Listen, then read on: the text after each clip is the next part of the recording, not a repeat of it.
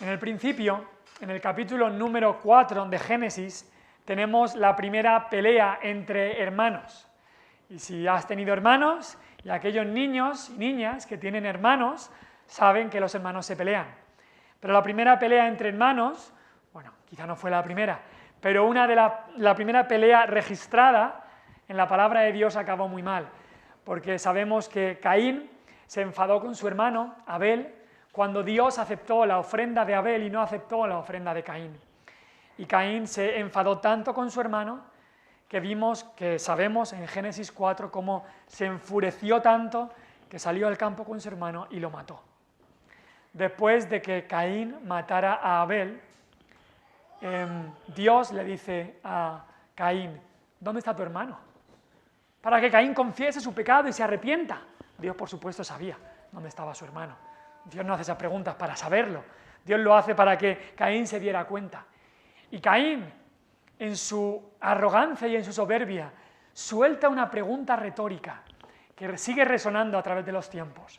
Y no sé si os acordáis de la pregunta que suelta Caín, pero la pregunta es: ¿soy yo acaso guarda de mi hermano? Una pregunta con arrogancia, soberbia, blasfemia, si lo puedes pensar, responderle así a Dios mismo: ¿soy acaso guarda de mi hermano? Ahora, ¿cuál es la respuesta a esa pregunta que soltó Caín? ¿Somos guardas de nuestros hermanos? Y la respuesta es que por supuesto que sí. La respuesta es que por supuesto que sí. Somos guardas de nuestros hermanos en cuanto a que cada ser humano tenemos una responsabilidad con lo que Dios pone a nuestro derredor. Por eso cuando vino Cristo a esta tierra, Cristo resumió toda la ley de Dios en 2 mandamientos. Seguro que os acordáis. El primero de todos es: amarás al Señor tu Dios de todo tu corazón, con toda tu alma y con todas tus fuerzas. Pero ¿cuál es el segundo? Amarás a tu prójimo como a ti mismo. Somos guardas de nuestros hermanos. Tenemos una responsabilidad con nuestros semejantes, con nuestros prójimos. Cuando digo hermanos me refiero a los hermanos en la carne que tenemos, los compatriotas que tenemos, los amigos que tenemos, los prójimos que tenemos, los vecinos, los amigos. Con todos ellos tenemos una responsabilidad. Ahora, como cristianos, ¿cuál es nuestra responsabilidad con nuestro prójimo? Pues muchas responsabilidades, pero una por encima de todas. Y es la que Cristo llamó la Gran Comisión. O la que no la llamó Cristo la Gran Comisión, pero fue la Gran Comisión que dio Cristo, la que se ha llamado la Gran Comisión. Id y predicad el Evangelio a toda criatura. Esa es la muestra más grande que podemos dar de amor hacia nuestro prójimo. ¿Somos guardas de nuestros hermanos? Sí. Sí somos guardas de nuestros hermanos. El apóstol Pablo en 2 de Corintios, capítulo 5, versículo 17 al 20, nos dice: de modo que si alguno está en Cristo, nueva criatura es. Las cosas viejas pasaron, y aquí todas son hechas nuevas. Y entonces Dios nos ha reconciliado. Dice después: todo esto proviene de Dios, la salvación proviene de Dios, el ser hecho nueva criatura proviene de Dios. Dice, proviene de Dios, versículo 18, quien nos reconcilió consigo mismo por Cristo. Por Cristo Dios nos reconcilió consigo mismo. Él salva, Él nos reconcilia, pero mira, Él utiliza medios. Y dice que cuando Dios te hace nueva criatura, ¿para qué te hace nueva criatura? ¿Para que vayas al cielo y ya está? No, no solamente eso, porque Él te deja en esta tierra por un tiempo. Dios te hace nueva criatura, Dios te reconcilia con Él por Cristo, dice, y nos dio el ministerio de la reconciliación. Y mira el versículo 19 de 2 de Corintios, piensa un poco lo que está diciendo Dios aquí. Dice que Dios estaba en Cristo reconciliando consigo al mundo. Dice Pablo, Dios nos ha dado a nosotros el ministerio de la reconciliación. ¿Cuál es este trabajo? ¿Cuál es este ministerio? Es que Dios nos usa para que podamos mostrar al mundo que Dios está reconciliando al mundo por medio de Cristo. Ese es el mensaje que tenemos. Y dice después Pablo, que Dios estaba en Cristo reconciliando consigo al mundo, no tomándoles en cuenta a los hombres sus pecados, y nos encargó a nosotros la palabra de la reconciliación. ¿A quién se le ha encargado? ¿A los animales que hablen? No. ¿A quién se le ha encargado? ¿A los ángeles que vengan y anuncien que Cristo es Salvador? No. Nos ha encargado a nosotros, a su iglesia. la palabra de la reconciliación. Y esa es la palabra que tenemos que llevar. La palabra de que tú eres enemigo de Dios, pecador, pero Dios quiere reconciliarte con Él por medio de Cristo. Esa es la palabra de la reconciliación. Y después dice Pablo, versículo 20, así que somos embajadores. ¿Qué hacía un embajador? Traer el mensaje. A veces el embajador traía malas noticias o buenas noticias, pero traía el mensaje al país enemigo. Iba el embajador y traía el mensaje. Dice, somos embajadores en nombre de Cristo. Entonces dice Pablo, como si Dios rogase por medio de nosotros, os rogamos en nombre de Cristo, reconciliaos con Dios. Ese es el mensaje que tenemos.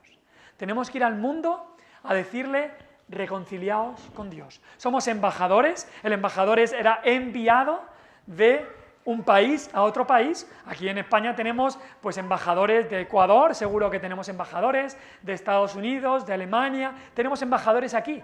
Y si Alemania quiere enviarnos un mensaje, muchas veces lo hace a través de su embajador. Pues nosotros somos embajadores del reino de Dios. Nosotros no somos de este mundo, no somos del reino de este mundo. Somos embajadores del reino de Dios que Dios nos ha enviado para traer el mensaje de Dios. ¿Y cuál es el mensaje de Dios a este mundo? El mensaje de Dios a este mundo es reconciliaos con Dios. Eso significa que sois enemigos. Sois enemigos de Dios. Hay un juicio por ser enemigos de Dios. Así que reconciliaos con Dios por medio de Cristo. Ese es el mensaje. Así que hoy me gustaría hablaros de, mirando este texto en Ezequiel, el deber del cristiano como guarda o como vigilante, porque eso es lo que vemos en estos versículos que hemos leído. Versículos 1 al 9 que hemos leído, habla de lo que es un atalaya. Quizá si tienes títulos, si los traductores pusieron títulos en tu versión de la Biblia que tienes, arriba verás que pone el deber del atalaya. Ahora, no creo que utilices mucho la palabra atalaya en el siglo XXI. Es más, la secta de los testigos de Jehová tienen una revista que se llama El Atalaya. Y desgraciadamente ellos no son atalayas porque están anunciando un evangelio falso. Y Pablo dice en 1 Corintios 14 que si la trompeta diere sonido incierto, nadie vendrá, nadie escuchará, y están dando la trompeta suya da sonido incierto. Pero el atalaya verdadero tiene que anunciar el mensaje verdadero, que es el mensaje del evangelio. Pero la Biblia habla de que debemos ser atalayas. ¿Qué es un atalaya? Pues os lo digo, el atalaya es el vigilante, el guarda, el atalaya es el vigía.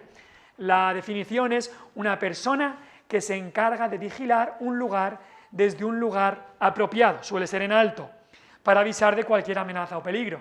Aquí en la sierra lo tenemos muy claro porque es el guardabosques. El peligro que muchas veces viene es un incendio y el guardabosques es el vigilante que tiene que estar en un lugar apropiado. El guardabosques no puede estar en un valle abajo en el río, ahí no va a hacer nada. Tiene que estar en la caseta del vigilante, que suele estar arriba de los montes o en un lugar de prominencia. Ahí tiene que estar. Y su tarea es vigilar, su tarea es principalmente avisar de las amenazas o del peligro, que en su caso es el incendio que puede ocurrir. Pero en nuestro caso, la tarea del vigilante es mucho mayor. Somos vigilantes que avisan del juicio de Dios, pero dan también el mensaje de que hay una escapatoria. Así que vamos a ver dos cosas hoy, la tarea del vigilante y luego vamos a ver rápidamente las reacciones al mensaje del vigilante. Y todo esto lo queremos ver viendo lo que nos viene en esta semana, en 2 días, el viernes, sábado y domingo, pensando en las conferencias que tenemos y cómo queremos ser vigilantes, atalayas, que le digan a otros el mensaje que deben escuchar, reconciliados con Dios, que le inviten a estas conferencias donde van a escuchar este mensaje. ¿Cuál es la tarea de este vigilante o de este guarda? Pues viendo toda la tarea o el oficio de este vigilante o guarda, y que cada uno de nosotros somos vigilantes o guardas, somos guardas de nuestros hermanos, la primera cosa que tenemos que ver en cuanto a esto es que hay un gran privilegio, tenemos un gran privilegio. El atalaya no era un cualquiera, era alguien que nos dice el versículo 2 que el pueblo de la tierra lo tomaba y lo ponía por atalaya. tenía que tener unas cualidades, tenía que tener unas características. Y aunque aquí Dios relaciona este llamado de atalaya con Ezequiel, creo que todos los cristianos, como hemos visto, tenemos el deber de ser guardas. Tenemos esta responsabilidad de ser atalayas o guardas o vigilantes, de avisar del peligro espiritual, del peligro de la condenación que le viene al pecador sin Cristo. Ahora, ¿a qué me refiero en cuanto a que tenemos un privilegio? Porque nosotros conocemos la verdad. Tenemos un lugar y una posición apropiada para la tarea. Como el guardabosques está en un lugar de privilegio, si se puede decir así, en un lugar apropiado, vemos que es un lugar seguro el que está el guardabosques. El vigilante no puede estar en un lugar inseguro, porque él mismo estaría en peligro, tiene que estar en un lugar apropiado, un lugar seguro. Los vigilantes se solían poner, los vigilantes que avisaban de la guerra que venía del enemigo, se solían poner en torres altas para que lo vieran bien. Y de igual manera, los cristianos estamos en la torre que es Cristo. Estamos seguros porque nuestra alma está segura en Cristo y por eso es que nosotros podemos y debemos avisar del peligro. Estamos en un lugar seguro.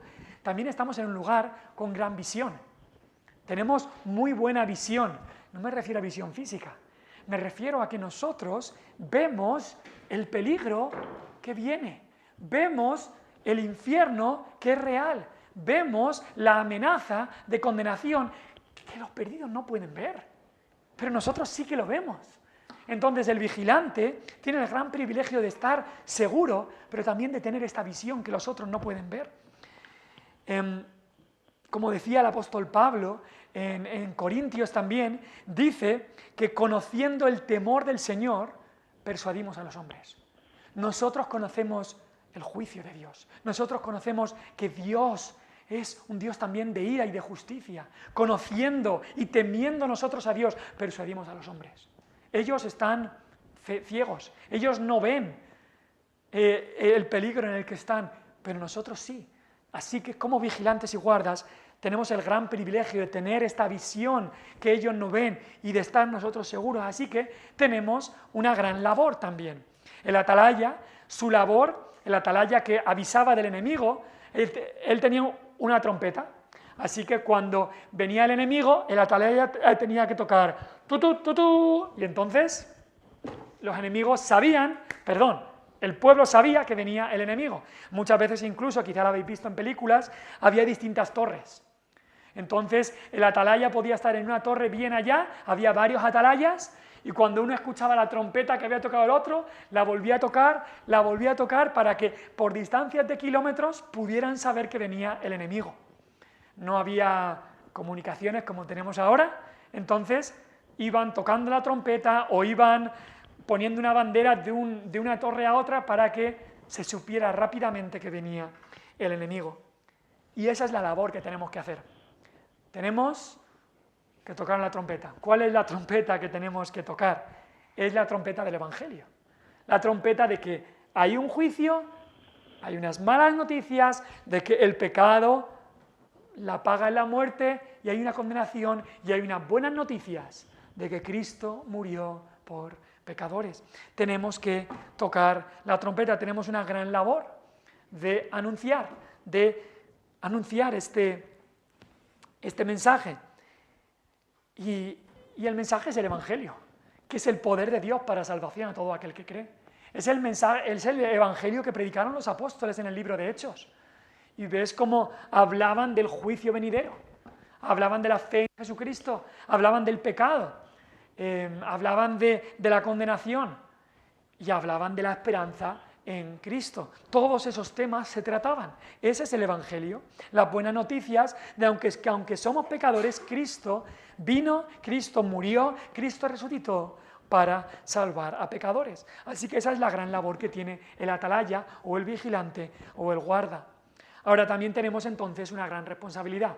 O sea, tenemos un gran privilegio, que es que el atalaya tiene el privilegio de poder ver bien las cosas, de estar seguro en esa torre. Tenemos un gran privilegio, tenemos una gran labor que es hablar, pero también una gran responsabilidad. ¿Por qué?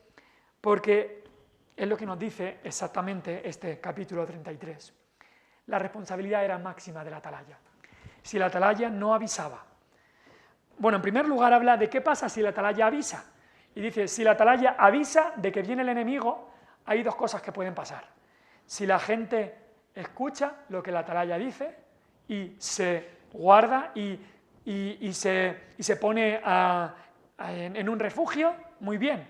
Si la gente escucha lo que la atalaya dice y dice, me da igual, yo sigo con mi vida, y le pilla el enemigo, bueno, el atalaya avisó, le han pillado el enemigo. Y es igual cuando nosotros hablamos el Evangelio y exponemos lo que la Biblia dice y le decimos, por favor, me encantaría que vengas a estos cultos que vamos a tener, cuando le damos un folleto que explica el Evangelio, cuando hacemos todo lo posible, lo que está en nuestras manos para aquellos que están en el círculo que Dios nos ha dado, hablarles del Evangelio y ellos rechazan. Bueno, nosotros hemos hecho nuestra labor que teníamos que hacer delante de Dios. Y ellos han rechazado. Algunos no rechazarán. Algunos vendrán y escucharán el Evangelio y conocerán al Señor. Pero muchos seguramente rechazarán. Pero eso es entre ellos y Dios. Pero nosotros hemos hecho lo que teníamos que hacer. Ahora, la otra opción que podía ocurrir con el atalaya, nos dice el versículo 6, si el atalaya viera venir el enemigo y no avisaba, entonces dice, el enemigo vendrá y matará a algunos, pero yo le pediré a la atalaya sus cuentas.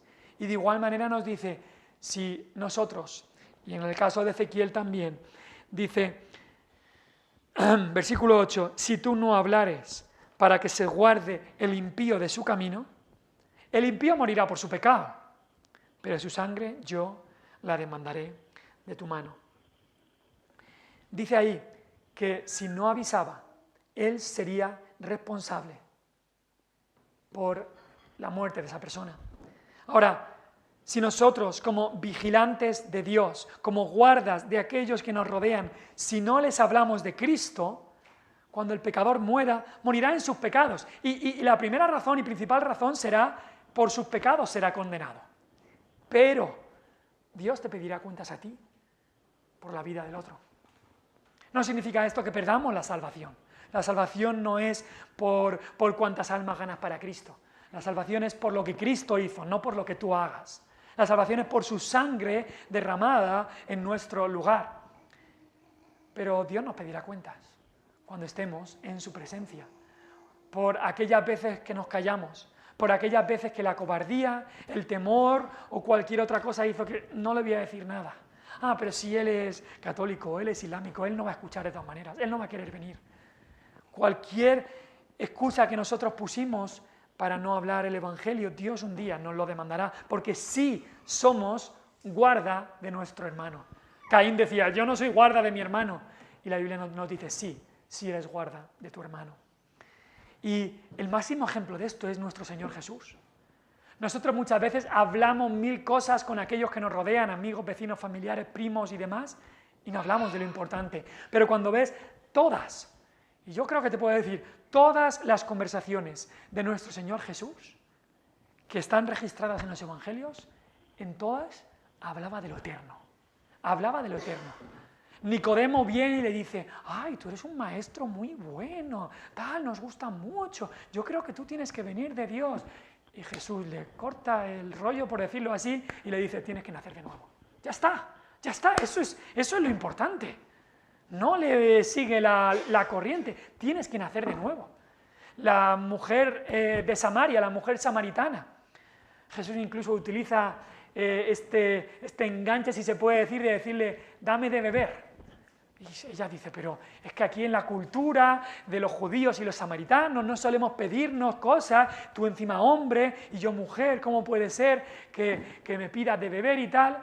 Y Jesús dice, es que yo soy el que te puede dar una agua de vida. Ya le habla de lo eterno, de lo temporal. No se pone a hablarle de qué calor hace. Y si habla de esas cosas, las utiliza para llevarlo a lo eterno y a lo temporal. Muchas de nuestras conversaciones son solo sobre lo físico y sobre lo temporal, sobre lo material, físico y temporal. Pero Jesús llevaba las conversaciones a lo eterno y a lo espiritual. Incluso cuando Jesús hizo algo como la alimentación de los 5.000, que era algo para lo físico y temporal, era alimentar físicamente a los 5.000. El día siguiente claramente les explicó lo que estaba haciendo. Y el día siguiente les dijo, vosotros fuisteis y comisteis del pan, pero yo soy el pan de vida. El que coma de este pan nunca tendrá hambre.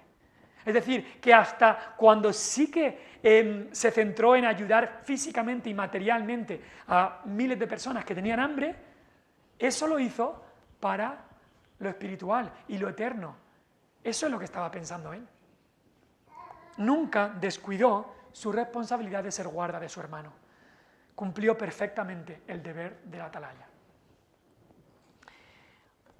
Ahora, un paréntesis o una pregunta que te quería hacer. ¿Has pensado alguna vez que no hablarle a un inconverso, a quien Dios pone en tu camino, no hablarle, no decirle el Evangelio, no hablarle del peligro en el que está? ¿Has pensado alguna vez que esto es romper el sexto mandamiento? El mandamiento de no matarás. ¿Lo has pensado alguna vez? Claro, cuando decimos no matarás, tú dices, yo he cumplido ese. ¿Pero has pensado alguna vez que no hablar el Evangelio es no cumplir el mandamiento de no matarás? ¿Por qué? Porque el sexto mandamiento no solamente requiere que hagamos todos los esfuerzos para preservar nuestra vida y la vida de los demás, también no solamente habla de la vida. ¿Qué es más importante, la vida física o la vida espiritual? La vida espiritual es mucho más importante. Por ejemplo, te hago una ilustración. Si tú ves hoy a un ciego andando y ves que se va a caer por un precipicio, y tú lo ves y puedes ir y ayudarle, y tú lo miras ahí, cómo se tira a un foso o a un precipicio, ¿tú sabes que tú tienes una responsabilidad ahí? O si tú ahora estás volviendo a casa y ves a un ciclista que se acaba de estrellar y está ahí sangrando en la carretera, y tú pasas y dices, tengo prisa.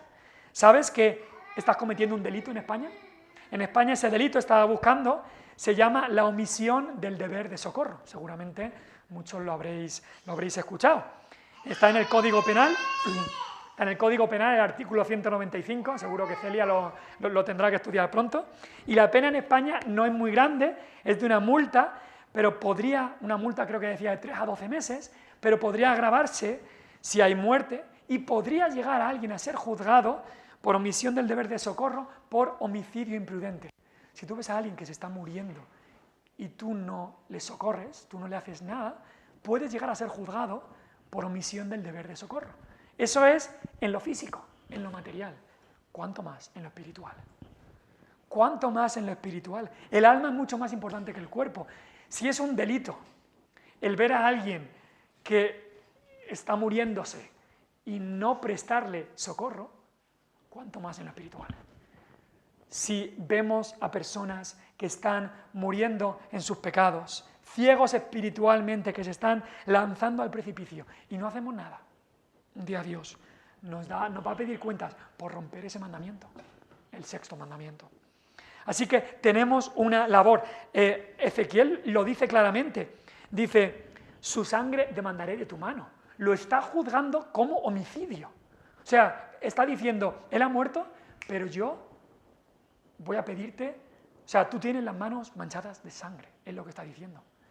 O sea, el atalaya, el guardia que se dormía y venía el enemigo y atacaba a alguien, se le juzgaba por las muertes que había ocasionado. El guardia forestal que se duerme y no ve que viene un fuego y ese fuego mata a gente, se la está jugando y podría acabar en la cárcel. Y el guardia espiritual que somos nosotros, tenemos una responsabilidad grandísima. Para acabar, y aquí no me voy a centrar porque podríamos estar con este texto toda la vida no, varios cultos. Pero en segundo lugar, hemos visto en primer lugar la tarea del vigilante. En segundo lugar, las reacciones al mensaje del vigilante. A lo largo del capítulo hay reacciones que el pueblo tiene.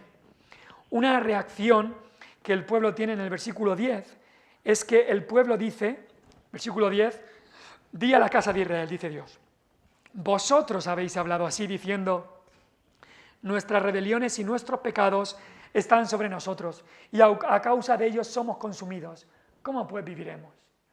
Hay veces que la reacción al mensaje del Evangelio, al mensaje de juicio es, ya es demasiado tarde. Conmigo lo tienes perdido. conmigo ya es demasiado tarde.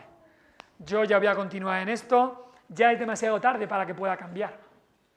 Y esto es lo que estaba diciendo el pueblo aquí. Se les había hablado el Evangelio y el pueblo decía, mira, ya no creo que pueda Dios salvarme. Yo ya llevo 70 años en esto, tantos años en esto, no, ya llega el juicio para mí. Ahora, eso es una táctica, muchas veces es una excusa simplemente para seguir en sus pecados. O incluso algunos podrían pensar de que igual que es demasiado tarde para que el pecador se arrepienta, también es demasiado tarde para que nada le pueda pasar al que ha vivido una vida de justicia. Y aquel que ha vivido una vida de justicia, pues no pasa lo que haga después, no pasa nada con lo que haga después. Y Dios les habla claramente. Dios primeramente le dice, oye, que yo no quiero la muerte del impío. Versículo 11. Y aquí vemos un poco del corazón del Señor, del corazón de Dios. Vivo yo, dice Jehová el Señor, que no quiero la muerte del impío, sino que se vuelva el impío de su camino y que viva. Es un texto que nos habla un poco de la voluntad de deseo de Dios, del corazón de Dios. Aunque Dios no tiene corazón, Dios es espíritu, invisible, inmortal, pero si lo podemos, con esa expresión antropomórfica, del corazón de Dios, del sentimiento de Dios, Dios no quiere la muerte del impío. Dios no es un Dios que cuando juzgue al impío en el infierno se esté gozando de eso, no. Es verdad que hay una voluntad de decreto de Dios y aquellos que han vivido en sus pecados por la voluntad de decreto de Dios irán al infierno, pero hay también una voluntad de deseo de Dios y es que Dios no se alegra de que el impío muera en sus pecados. Dios no se alegra de eso. Dios se duele. Dios no quiere la muerte del impío. No significa eso que Dios vaya a salvar a todos al final y todos irán al cielo, pero Dios no se goza en que el impío muera en sus pecados y sea lanzado al infierno. Dios no se goza en eso. La justicia de Dios es verdad que será satisfecha, pero nuestro Dios no es un Dios cruel. Nuestro Dios, lo que más quisiera es que el impío se arrepienta de sus pecados y crea en Jesús. Así que cuando alguno dice, no, ya es demasiado tarde, Dios no va a querer que yo me arrepienta con todo lo que he hecho. Claro que sí. Claro que Dios quiere que te arrepientas. Es más, Dios manda que te arrepientas.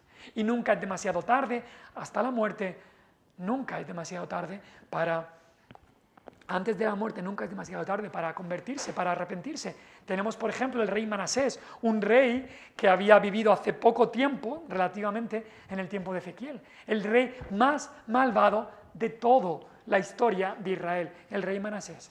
Y nos dice que en sus últimos años, después de haber sido castigado por su pecado, se arrepintió. Y Dios restauró su reino. Y seguramente en el cielo estará Manasés, el rey más malvado de la historia de Israel. Estará en el cielo porque en sus últimos años se arrepintió. El ladrón a la derecha de la cruz, una vida de maldad, de homicidios, de robos. Y en sus últimas horas, no años, horas, dijo al Señor, acuérdate de mí cuando vengas en tu reino. Y se arrepintió. Y nosotros decimos, no es justo que una persona que haya hecho tantos males se arrepienta en las últimas horas y Dios lo salve. Y aquí decía el pueblo, en el versículo 17, no es recto el camino del Señor. Y Ezequiel le dice claramente, el camino de ellos es el que no es recto. ¿Quién eres tú para decir cómo deben ser los caminos del Señor? ¿Quién eres tú, pecador, gusano? ¿Quién somos nosotros para decir, eso no me parece bien que Dios haga eso? Y de igual manera dice, una persona que ha vivido una vida de justicia aparente, o justicia quizá que decían, mira, está en la iglesia y no falta ningún domingo. Y en sus últimos años se entrega al mundo y apostata de la fe. Dice, su justicia no le servirá de nada. Ha apostatado de la fe, se ha ido. Y la gente dice, no me gusta esto, no me gusta que la gracia de Dios pueda salvar a alguien que ha hecho tantos males. Y Dios dice, he puesto el camino en el que no es recto. No somos nadie para juzgar los caminos del Señor. No somos nadie. Cuando el justo se apartare de su justicia e hiciere iniquidad, morirá por ello. Cuando el impío se apartare de su impiedad e hiciere según el derecho y la justicia, vivirá por ello. Y dijisteis, no es recto, versículo 20, el camino del Señor. Yo os juzgaré, oh casa de Israel, a cada uno conforme a sus caminos. Eso pensaban algunos, ya es demasiado tarde. Otros pensaban, yo me voy a escapar del juicio de Dios. Y eso lo vemos en el versículo 21 adelante. Dios ya había traído el juicio. El libro de Ezequiel nos habla, Ezequiel estaba en Babilonia, ya había sido llevado en una primera oleada de personas cautivas a Babilonia, pero aún estaba Jerusalén, aún no había sido conquistada, aún había gente en Jerusalén, pero Ezequiel recibe la noticia, Jerusalén ha sido conquistada, el templo ha sido destruido, la ciudad entera ha sido quemada, muchísimos han muerto. Dios ya había traído el juicio que por tanto tiempo se había anunciado. Todo quemado, todo destruido. Pero sabemos que no todas las personas fueron matadas, la mayoría fueron y otros fueron llevados cautivos, pero el rey Nabucodonosor y Nabuzaradán, el capitán de la guardia, dejaron a algunos pobres, a algunos que no tenían nada prácticamente, que no iban a causarles muchos problemas, los dejaron ahí en Jerusalén.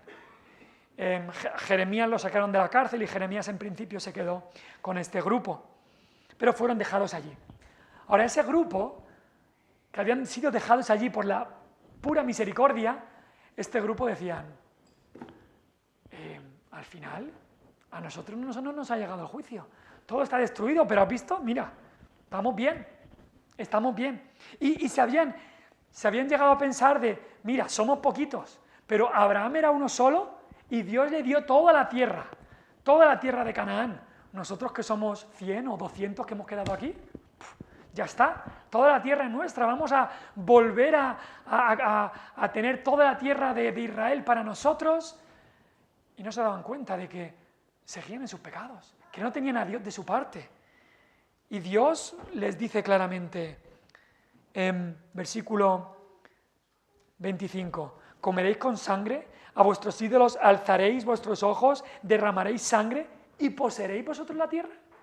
No te pienses, porque el juicio de Dios se ha pospuesto un poco para vosotros, no te pienses que te vas a escapar del juicio de Dios. Hay muchos que piensan así, a mí no me ha tocado, yo por ahora estoy bien, mira lo bien que me va, yo me escapo. Yo creo que conmigo Dios no me ha visto y me escaparé del juicio. Dios nos ha dejado aquí en este mundo para que cada uno haga lo que quiera, a Dios no le importa cómo yo viva mi vida. Y muchos pensaban así, nos hemos escapado del juicio. Y Dios les dice, no. ¿Pensáis que podéis seguir con vuestros pecados, de adorar ídolos, de matar a sus niños inocentes, de comer cosas que Dios no permitía, y os escaparéis y poseeréis la tierra? Dice, no escaparéis del juicio de Dios. Y justo sabemos por la historia que ese grupo que quedaba ahí comenzó a pelearse y matarse entre ellos y al final todos huyeron a Babilonia y allí recibieron el juicio de Dios y no quedó nadie. Recibieron el juicio y no escaparon. Ahora, otros, entonces algunos decían, ya es demasiado tarde, y así algunos muchas veces nos contestan a nosotros, eso ya es demasiado tarde para mí, yo no voy a creer eso, o yo lo tengo suficiente bien, a mí no me va a ser problema.